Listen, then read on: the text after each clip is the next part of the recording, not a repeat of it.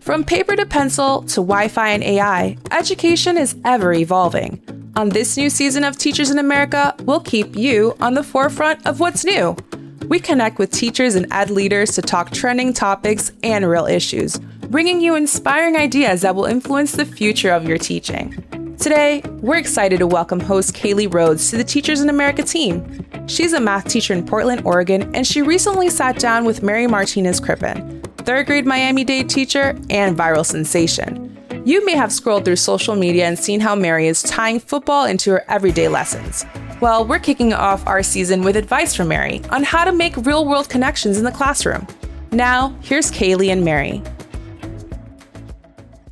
Mary, welcome. Hi, thanks for having me, Kaylee. Oh, it's like a fangirl crush over here. I learned about you for this podcast, and I went to watch your TikTok videos, and I just got a little bit lost inside them. I just love your teaching persona. Thank you.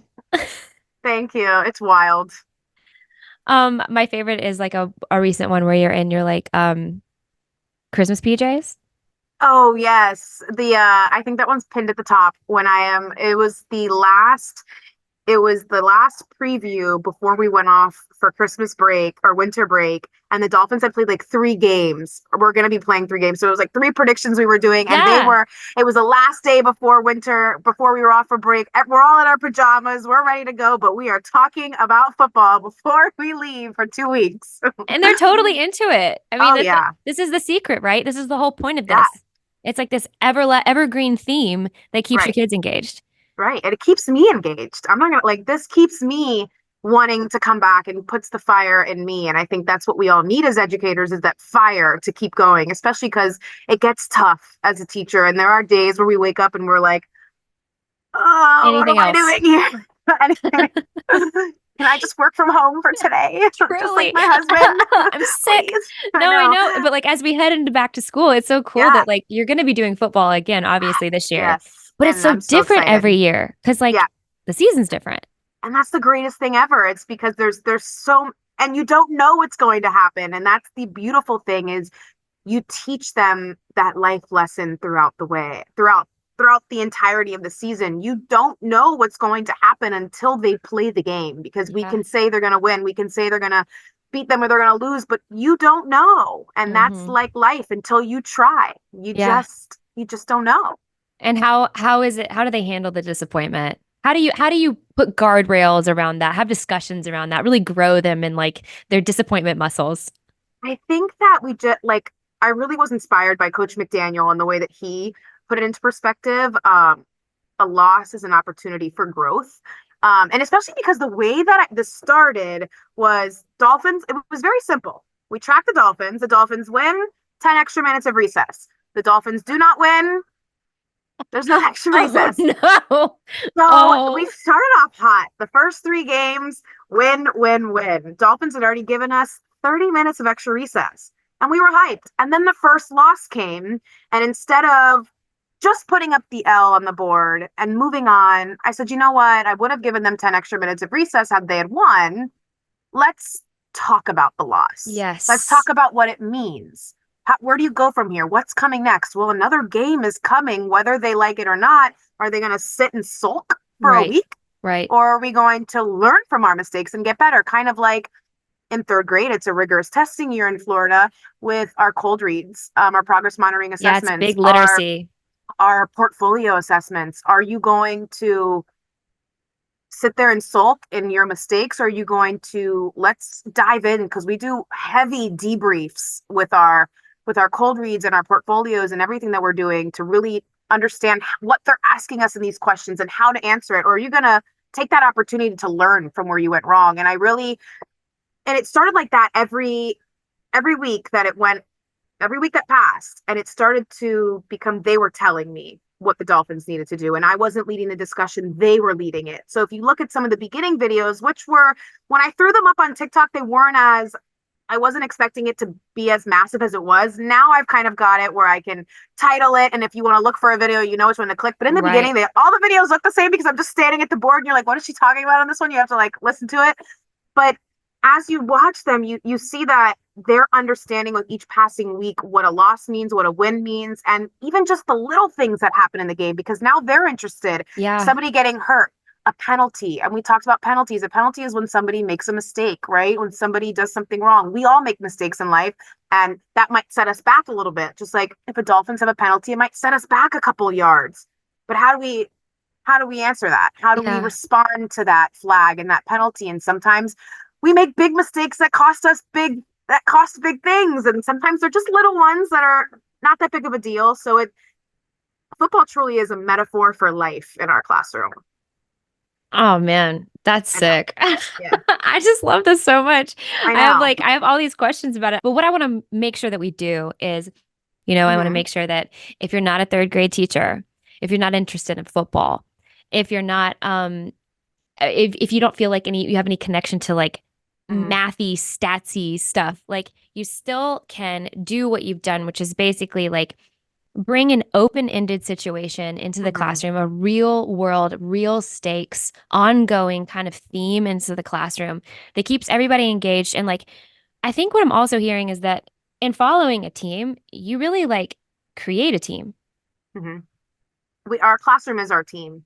And especially with the Dolphins, it's our sense of community because it's our hometown. And I've had a lot of teachers that have reached out to me on TikTok and on Instagram saying, I'm from Buffalo and I can't wait to do this with my class next year in Buffalo. And I've had principals reach out saying, we'd love to do a Zoom from a children third grade class from Rochester. We'd love to Zoom with you next year from like fans of Buffalo, fans of the Dolphins, just to talk about what's different about Buffalo and Miami, what's fandom like, just all the differences. So I think it just creates, even if you're not a football fan, it's just the sense of community that you get within your classroom.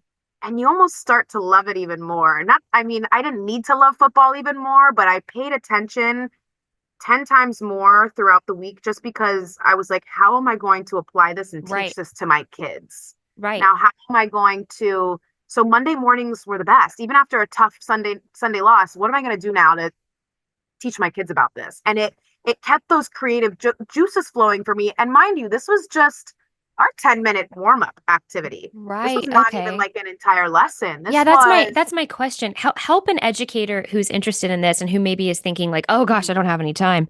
Like, right. Yeah, build that up for us. And I think for me, it started on a whim. It actually started last year where when I first moved from kindergarten to third grade, I noticed the big jump in just age difference, right? Yeah.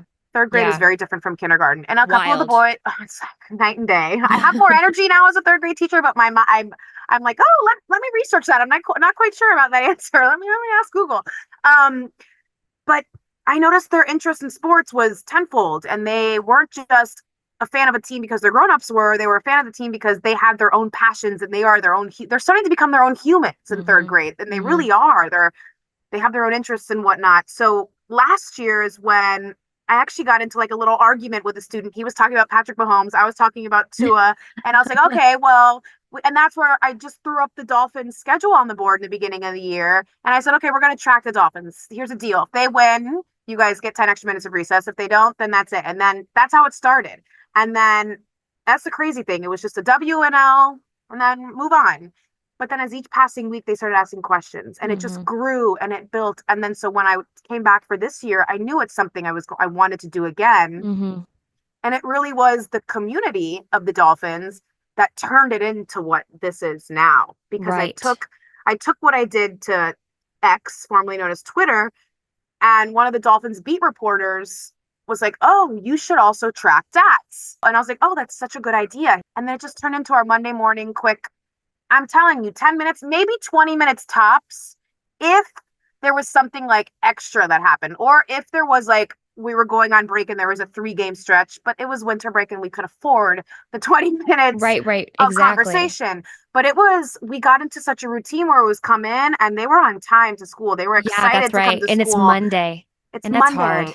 And they were, I would be in my classroom because I get here early. I get here at 6:45. Don't ask me why, but I do. And I would hear them arguing outside about the game or arguing about the score or who won or no, this happened. And it's just then they came in and their brains were already turned on because they knew the conversation that was coming and they were already talking about their numbers that they had predicted and who was closest. So their brains were already turning on, which is half the battle in the morning. Yeah, it It's really getting their is. brains to turn on. But I didn't Yeah. have to do that anymore No, and it because sounds like there's so much. the I mean, sparks were flying. you teach reading, you teach ELA, Right. your focus is literacy. But man, how can you even talk about football without talking about all these numbers? I mean, you've said Right. even in these examples, you're saying so many numbers. And so like I'm just hearing, and I'm going to skip ahead to a question. Mm-hmm. How this is so ripe for just so many cross-curricular connections, especially like if Mm-hmm. we have teachers who teach older subjects listening, like if you're a middle school teacher, imagine where you could go with So much this. to do with this. High school teacher, you could go deep. I mean, you're into stats now, but how have you been able to see, or maybe I can phrase this question and you can answer it whichever way you want, but like if you had a magic wand and you had resources, money, time, and cooperation, what would you do with the cross-curricular opportunities of a football theme? That's a loaded question.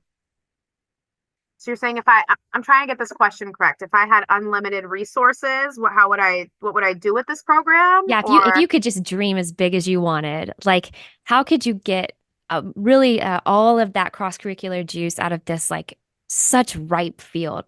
well, there's so much more. And it's actually funny because I actually created for this year, what I'm starting is we are moving beyond the Dolphins. And something that I learned last year is because half of the battle is what I learned truly this year as an educator was to listen more to Mm, them. And sometimes we can preach and we can preach, but we need to stop and we need to listen to the children because they've got a lot to say. And when the Dolphins were eliminated out of the playoffs, they asked, "Can we continue to follow?" And oh I wow, said, yeah. "Sure." And they were so interested in all of the other teams, the stories, the history. So I started, okay, and it was on a whim. So I taught them about Dan Campbell and the Detroit Lions, how he was a part of their team in 2008 when the Lions went 0-16, and now he's returned as their coach, and he has changed this program around, and just the magnitude of Dan Campbell and his grit and what he's done to the program, and it sparked a fire in them. Where is Detroit? What's it like over there? And they wanted to. I had a couple of them start like a Detroit Lions fan club, and I was like, what? And then so this year I said, I'm doing them a disservice if I only stick to the Dolphins. Mm, So each of them this year, they're going to draft their own team. So they're mm, going to, and that team. And I think what I'm so excited for is that we went on this Dolphins journey together. So when the Dolphins lost, we all lost and we talked about the loss. When the Dolphins won, we all celebrated and we got extra recess. Well, we're still going to do that. I will, the Dolphins is my team. I will draft them and that will be my model on the board as I do. But each of them are going to draft their own team. They'll pick a team out of a hat. They can choose to trade the team or whatnot. And since I have two classes, all 32 teams will be represented and maybe wow. some double. Um, then they'll get to I even created, and I got this actually from my mom who created this, but I'm putting my own twist on it. She just did it in a time where there wasn't social media. Um so they'll follow their team, the stats, the climate, how the time zones, right?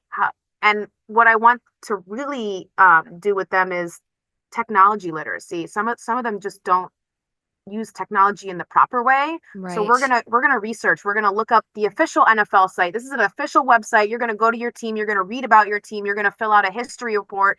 You're gonna talk about their climate. Each week, you're gonna do a report. Who did they play? How far in miles is that team from you? Did you Hmm. change time zones? Did you?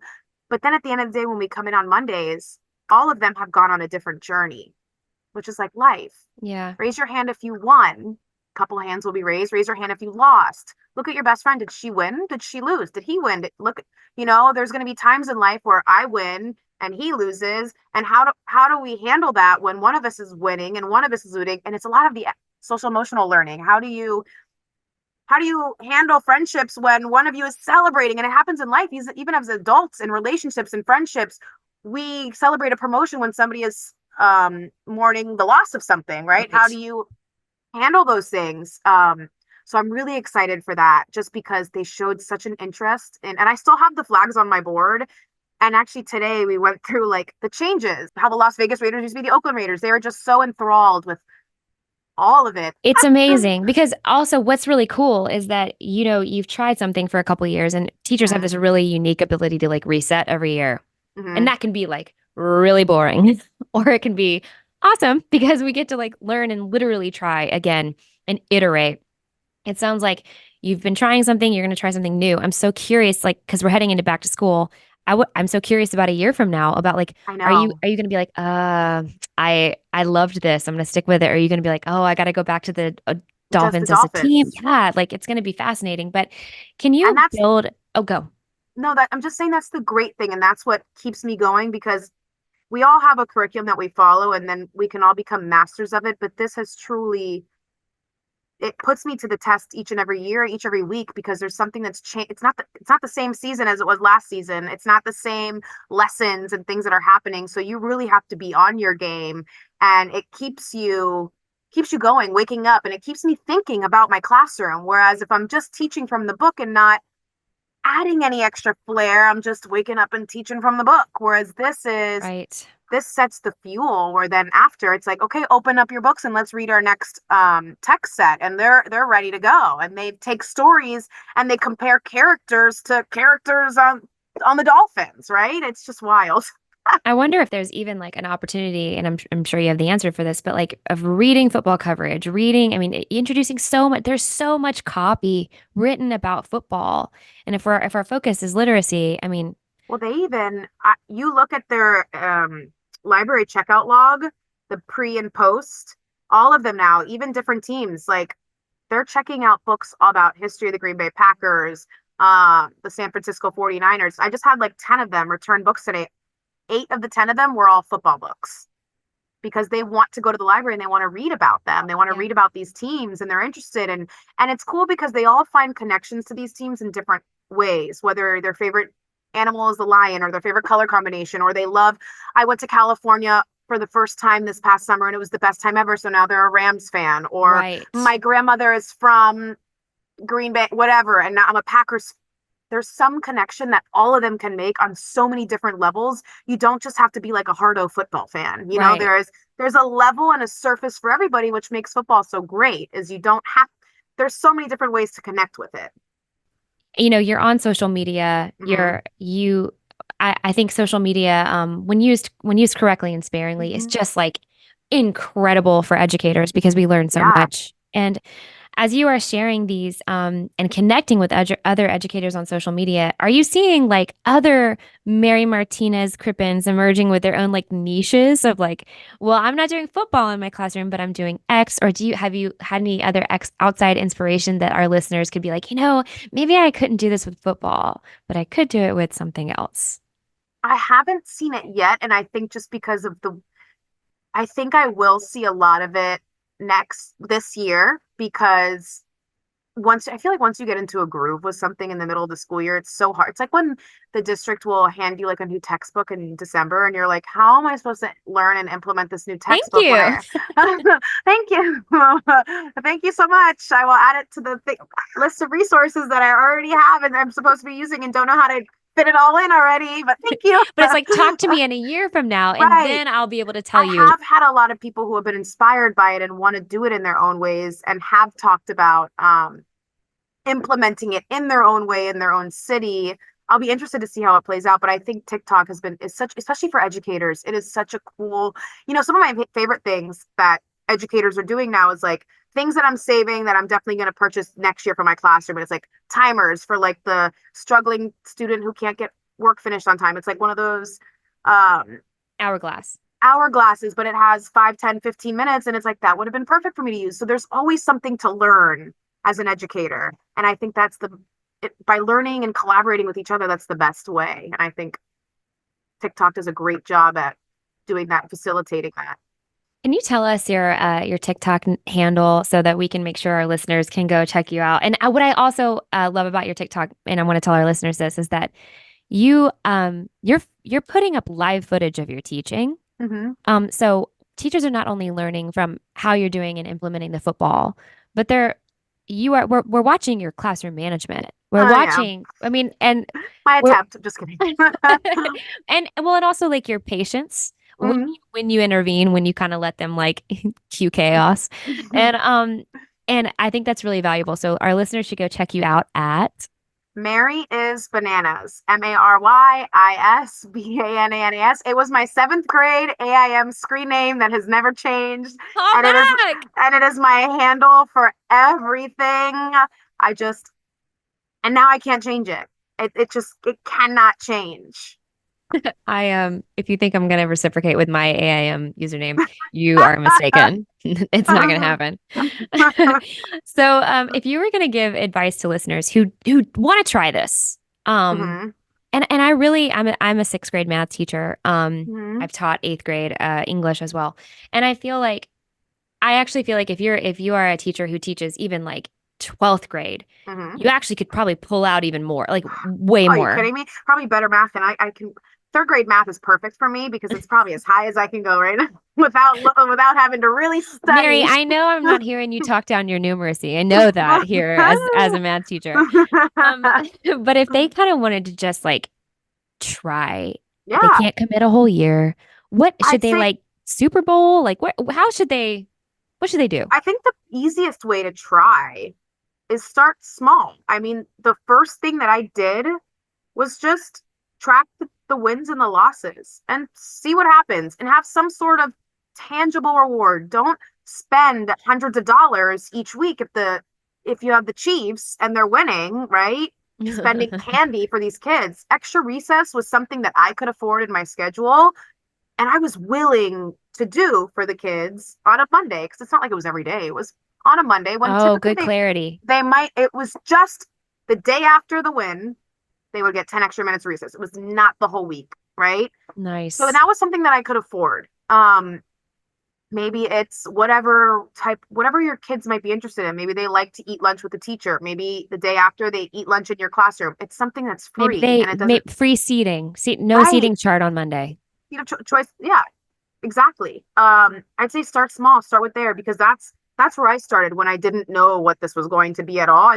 It all started on a whim from my ADD. It was just like, well, here we go. Let's But then, but then you we pulled in your responsive teaching where you were like, "Oh, they're interested. Cool. I'll do right. this." And like that's the whole. Whenever we as teachers hear, the warm fuzzy bumper sticker advice of like, listen to your student. That's what it actually looks like. This is what it looks like. So I love this advice. Start small. Pick a team. Pick Pick a your team team. and pick your team. Pick your Yeah. because I used to I did my first year of teaching, very first year of teaching ever at a charter school in Rhode Island.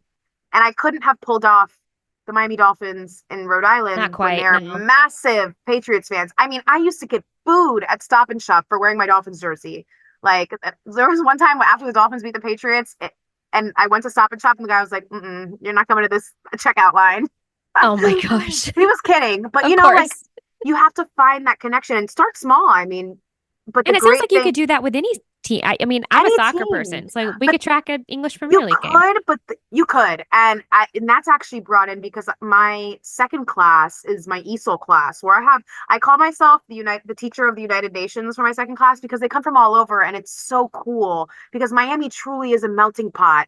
And talking about soccer, I mean, talking about football has gotten some of my soccer players to talk about soccer. And then I Yeah. learn interests about them that I might have not even known. Yes, I knew they like soccer, but now they're telling me what teams they like, the Premier League, and they're teaching me about the differences because they see, oh, okay, like we're talking about football, like they feel more inclined to share what they like to do Yes. or cheerleading or dance or so it's just a way for them to feel comfortable. And I've learned so much about my students doing this just because they see me now as a human and as somebody who is going through as a fan, right? They're not just looking at me as Miss Martinez, Mrs. Crippen, like, oh, we need to follow her rules. They're seeing me as a human responding to my favorite team, their wins and their losses, and struggling with it. And we're just able to talk. And for once, we're not talking about their data and their testing and what Yeah. they need to do and all the expectations that they have this year and how they need to pass third grade. And if not, if they don't pass the portfolio or the fast, they have a possibility of getting retained. For once, they're able to put that aside and they're able to follow a team And it's not about their wins and their losses. It's about the teams. And then they can take that lesson that they learned and correlate it to their own life so that when they go through those failures, because I remind them that you are going to fail. You are not better than the Dolphins. Right. It's 1972 Dolphins, maybe. Perfect season. Totally. Yeah. 1972. I think, and what I would love for teachers is for somehow, some way to take this program and maybe to inspire other teachers doing professional development, helping them, because it is scary, especially as a first year teacher, especially as when you see all the expectations you have lined up, it's scary to add new things. Yeah. It's scary to go off the rails when there's a book and there's a pacing guide in front of you and you have all these things that you feel like you need to do. But I honestly, and I have a group of students in this past year, I truly believe because of this program, it pushed them to a level they weren't being met at before. It allowed them to, because, you set the expectation high, right? Yeah. It sounds like talking about football and watching, highly paid, highly professional, at the top of their game athletes lose, drop a ball, fumble, interception, Get injured, injury, all this stuff. It really respond in a way you're not supposed to respond, like how some students when they're going through their emotions and they respond in a way and they see that happen and then they see them bring it back and pull it together, but they see apologize and right, and they're human. Yeah. But I think it's like this is what we mean by a growth mindset. And let me tell you, this season, and that's why I love the NFL, because I know you talked about tracking like soccer. The greatest thing about the NFL is it happens all in the same school year. So you start, like I will start and finish an NFL season with the same group of kids, whereas you won't do that with baseball and you won't do that with basketball, because especially if your team makes it to the finals, you won't get to do that because the season your school year has ended and the finals are happening during the summer. So that's the best thing about football. And it's once a week. It's not like these crazy, baseball is like all the time. I feel like there's a baseball constantly game. And it's right. So there is one game. It's very easy for them. And the perfect thing and the greatest thing that I love, and that's why I love third grade, is that right when the football season ends and the Super Bowl we're cheering for it is right when they are beginning their portfolio. And the portfolio is basically kind of like a football season where it's 17 assessments, one per week. Maybe you take 2 with the spring break, but it's like a football season. So we take those same lessons that we talked about all throughout the 17 or 20 weeks of the season, and we apply it. Now is our time to shine. We use those lessons that we had and apply them to what our Super Bowl and our season is. You're converting me. I don't know a lot about football, and I imagine some of our listeners are like, I don't even know the rules. You could do wins and losses. Yeah, you know what a W is, what an L is. Just a quick Google on a Monday morning with your 6:45 a.m. coffee. Yeah. There you go. It's fine. And I love you also have this thing on your TikTok, and I would love it if you would chat to us about it, because I think it's the perfect thing for someone who's like, oh, I want to do this, but I don't know about football. Can you talk to us about the snack draft? So after the NFL season, there is kind of an off season, but with the NFL, there's never an off season, especially if you're on Twitter, because you're constantly being updated on everything that's happening, even when it's a dull moment. So the draft is when college players, like say Florida, I went to Florida State, so Florida State football, all these players from college, the best prospects coming out of college and going into the NFL, they enter the NFL draft, and all teams get a pick, right? If you're really, really bad, like the Bears were, you get a really, really high pick. So a lot of people tank or play poorly throughout the season because they want a really, really high pick if they know their team's not going anywhere. Wow. Do you talk about all of that with your third graders? We do sometimes but this one was the snack draft cracked me up. And my block 2, I actually didn't get to finish with it because we had a situation happen. But so the snack draft was, we simulated the NFL draft. And I even told them, I said, listen, guys, I don't know anything about the college players. I watched my team, Florida State, play, but I couldn't tell you anything about any other person on any other team. I can't tell you. I can't. And they can't either. I said, so why don't we we'll simulate a draft because they were interested in understanding what it was. Yeah. I said, we'll do a draft, but instead of drafting college players, since we don't know, we'll draft snacks. So we listed all their favorite snacks, from drinks, even I think some were entrees, to chips, to Sushi. candy, and we just listed them all out. Then we categorized them to entrees, to chips, to drinks, to candy, to desserts, or whatever. And then we talked about positions. And I said, okay, what positions are like biggest? So we have quarterback, that was one. And then we have your wide receivers and your running backs, or wide receivers and tight ends. And we had our running backs. And then I did our offensive line. And then I did defensive line and then secondary, because defensive line are like the big guys on the line. And then the secondary is like the guys that stand back and get the interceptions, right? Got it. So then I passed out, we categorized it, and now we see on our board, here's our list of prospects. These are our NFL prospects, Takis and Prime and Gatorade, and they're all looking, and they're like, we all love snacks. We know it's, and I said, guys, this feeling that you're feeling is what coaches and general managers get when they're looking at the draft and they're seeing all these future college players coming into the NFL. This is how they're feeling about them. They're drooling and they want them on their team, just like you want this snack in your lunchbox, right? You're so good at world building, Mary. Like I want our listeners to like really, no matter what you teach, no matter what you're into, building the world for a student's mind is 80% of it. Continue. Right.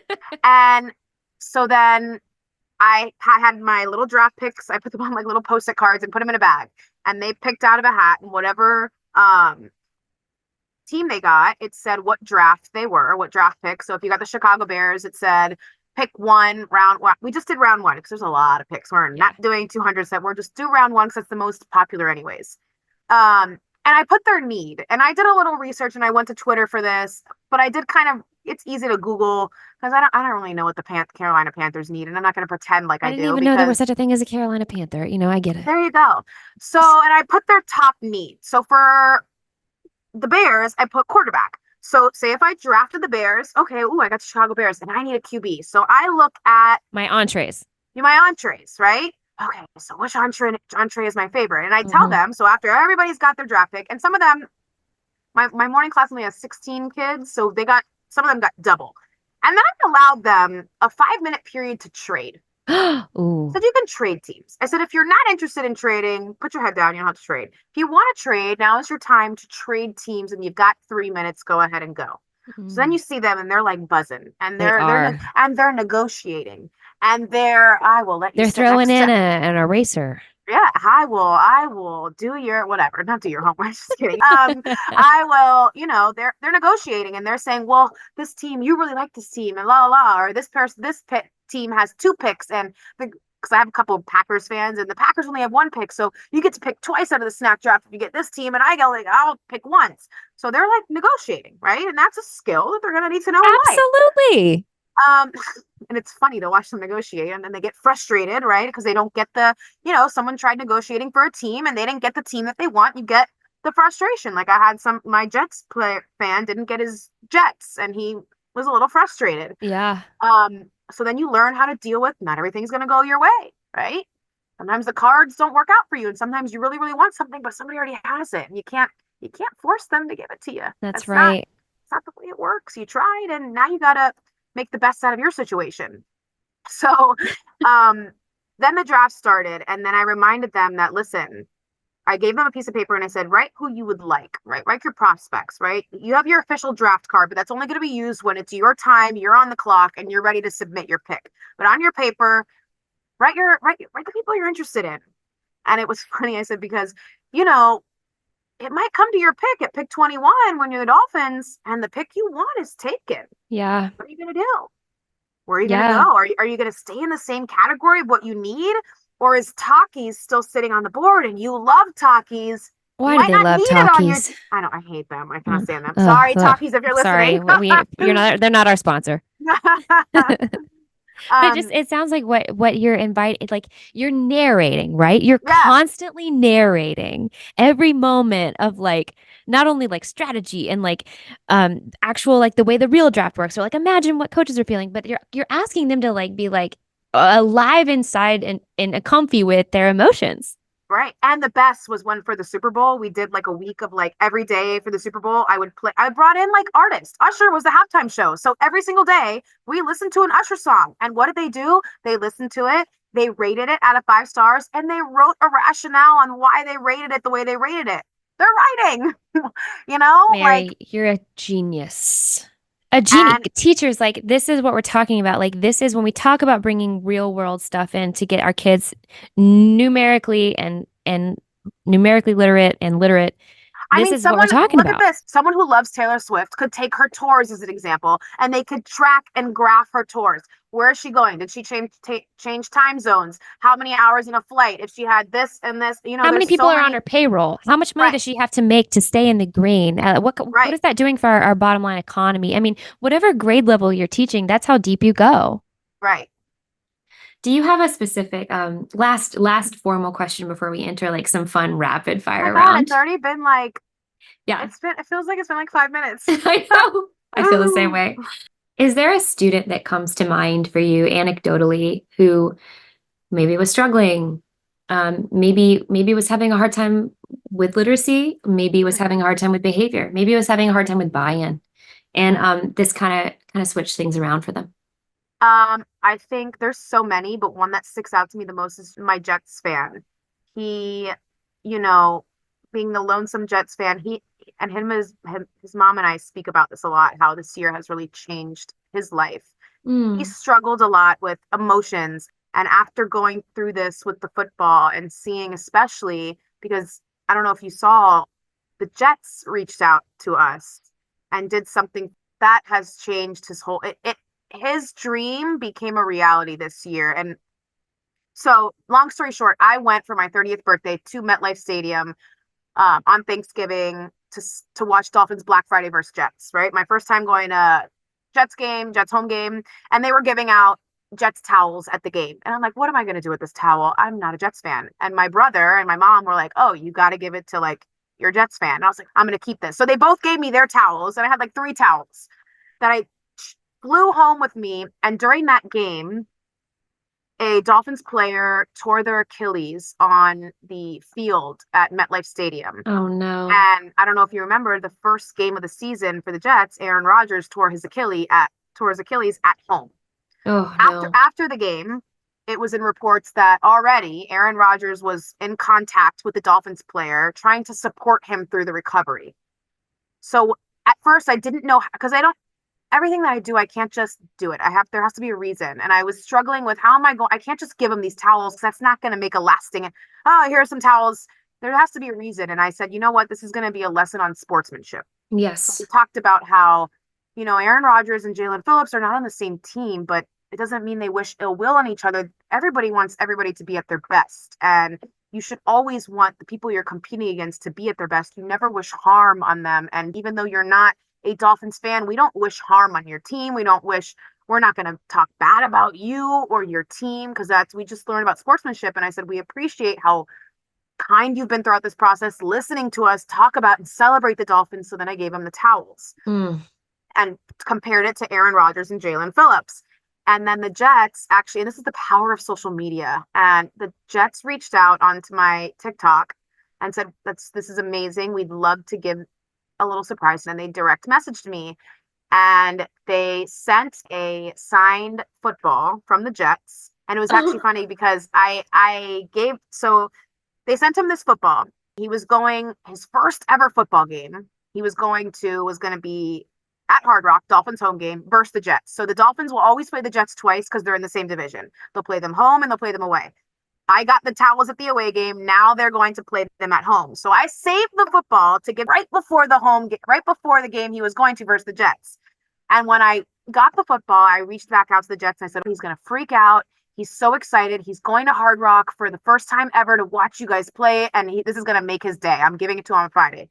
And they were like, oh, hold on. We'd love to do something for him at the game. At the Hard Rock Stadium, he was sidelined with his dad, got to meet all his favorite players pregame.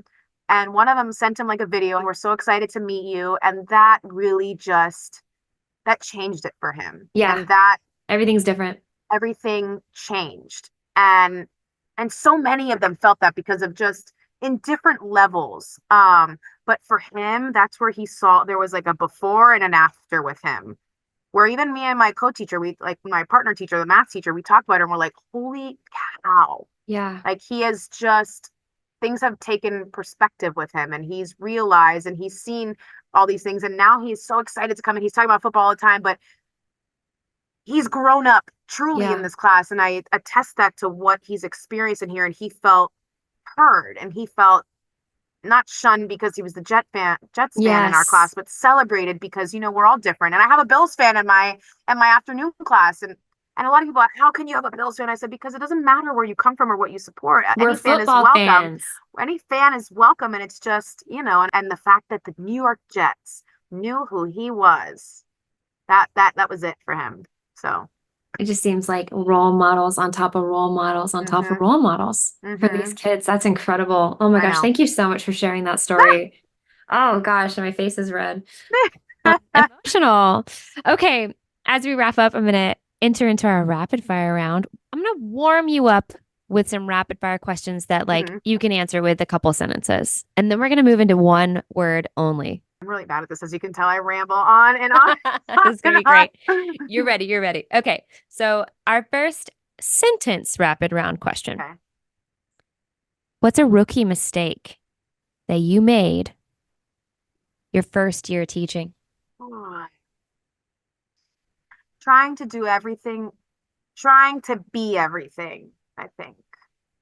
I think trying to be the most organized, trying to be the most enthusiastic, and not just letting myself be me. Like not, it's okay that I'm not organized. I'm very type B, and I think I felt like I had to be the perfect teacher. Yep. Which meant lesson plans on your desk, perfect every week, organized, file. Like I still can't. I change my data system every year because it's like, nah, I quit this one half. And this one didn't even get finished halfway through this year. So it's like, but that's okay, as long as you know. So. Are you describing me? Yeah. Yeah, that's me. That's me. There's a lot of us out there. Okay. All right. Describe your preschool morning routine, your AM morning routine, including your go-to teacher fit. Okay. Pre-morning routine, wake up around 5:30. Sometimes I will go for a run, but I haven't done that in a while just because it's very dark outside right now. Drink some coffee, shuffle around in my slippers, get into the car, plug in the music, pump myself up with some jams, anything, all over the spectrum. I get to school ridiculously early at 6:45. I live in a 1-bedroom with my husband right now. So it's like, I need my space to turn on the lights, to feel relaxed. So I get in here at 6:45. It's funny, my teacher bestie gets here at like 7 and she's the PE teacher, so she doesn't really have a classroom. She comes in, and I'm doing my stuff while we're debriefing about our day and our week. But my teacher fit is definitely my Nikes, joggers or jeans. Luckily, I'm fortunate to work at a school that they allow you to be casual and comfortable. Like I'm not going to be rolling up here in pajamas. And if I'm wearing my joggers are like nice joggers, but like, if I wear a hoodie, it's like I'm making it cute. You know, I got a cute hairstyle with cute shoes on. Like I'm not schlepping around to school, you know. Right. Maybe the last day of school, but our jobs are active, man. Let us wear active wear. Right. So it's always sneakers. There was one teacher at my school who was dressed to the nines every day, and man, I have never seen her repeat an outfit, and I aspire to be like her, but I know I never will because I cannot teach in high heels or even open-toed shoes because I get cold. I can't teach in flats. They're not comfy. There's no support. It's sneakers or my Doc Martens. In the winter, it's only my Doc Martens. You know, I'm wearing my teacher fit pants and shoes, so I'm gonna show you my shoes, and then you show me your shoes. You ready? Yeah. Okay. Yeah. This is what I'm wearing. These are my teacher shoes. Oh, hey, what's up? We're cashing it up over here. I know. Yeah. And I got my joggers on. I see those joggers. I'm elastic waistband panning right now. Yeah. Right now. All right. And then last longer answer, and by long, you know, any favorite teacher shout outs you want to give? I think my favorite teacher shout outs about Coach Sundry, my coach in elementary school, who saw the athlete in me and saw always encouraged me to continue playing sports and encouraged me to compete with the boys. And just because I was a girl, and always, I selected PE all throughout middle school when all the girls chose dance, because I was encouraged as an athlete, and as a person. And my fourth grade teacher, Miss Frere, who I was terrified of, and because my mom taught for 37 years, and I went to the elementary school she taught at, and my mom put me in her class, but it was for a good reason, because I needed the toughness, and I would stay after school and have to write and finish assignments because I didn't get to finish them during class. But she worked with me, and I had a diagnosed ADD, so it was like, I felt heard. And I think that was a pivoting moment for me, was, having that tough teacher that I couldn't just slide by with. You hear it here, teachers. Be tough. It works. All right. You ready for the rapid fire one word answers? Sure. All right. Here we go. Fill in the blank. I want my lunchbox to be packed with blank. I do not want it to have a single blank. I want my lunchbox to be packed with a pub sub. I do not want a single item I have to heat in the microwave. Pub subs all day. I'm from Georgia, so I get it. You guys have Publix, yeah. Yeah, we do. Favorite school supply? Pens. All right, last question. What football position would you play? Wide receiver or cornerback. You want to run? Cool. I actually played those positions. Mary, thank you so much. We have had the best time talking to you. You are such an inspiration. Our listeners need to go follow you and emulate everything about you. Thank you, guys. It's been a pleasure.